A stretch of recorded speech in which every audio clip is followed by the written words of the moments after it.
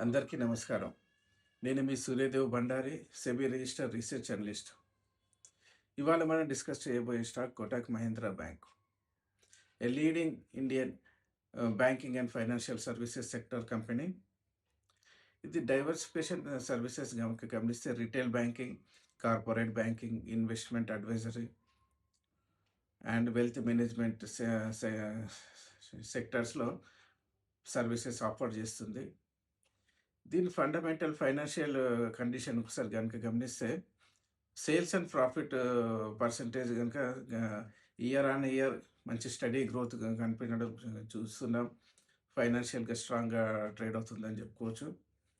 ఇక టెక్నికల్ అంశాలను గమనిస్తే గనుక 385, 370 దగ్గర స్ట్రాంగ్ సపోర్ట్ ఫార్మ్ చేసుకొని ఉన్నది. అప్‌సైడ్ పొటెన్షియల్ కనుక గమనిస్తే కరెంట్ లెవెల్స్ 422 దగ్గర నుంచి రాబోయే రోజుల్లో 490, 520 రేంజ్ వరకు వెళ్ళగలిగే సత్తా ఉన్న స్టాక్ అని చెప్పుకోవచ్చు.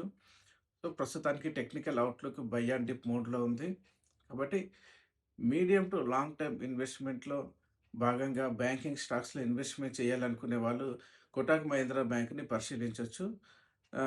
రీసెంట్‌గా వచ్చిన ఆర్‌బీఐ క్రెడిట్ పాలసీలో దీనికి సంబంధించి ఆర్‌ఈఐటీఎస్ అంటే రియల్ ఎస్టేట్ ఇన్వెస్ట్మెంట్ ట్రస్ట్ వీటికి డైరెక్ట్‌గా కమర్షియల్ బ్యాంక్స్ రుణాలు ఇవ్వచ్చు అన్న మార్గదర్శకాలు రావడం చూసాం.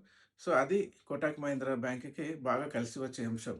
కాబట్టి నెక్స్ట్ 1 ఆర్ 2 క్వార్టర్స్ గనుక గమనిస్తే ఈ కేటగిరీలో మంచి రుణవృద్ధి కనపడే అవకాశాలుంటాయి. ప్రాఫిట్ పర్సెంటేజ్ కూడా పెరగడానికి ఛాన్సెస్ ఉన్నాయి.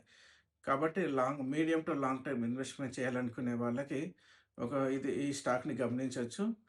మీకు ఇలాంటి మరి ఇంకా కొన్ని స్టాక్ టెక్నికల్ అవుట్‌లుక్ కావాలనుకుంటే గనుక కామెంట్ సెక్షన్‌లో కామెంట్ చేయండి.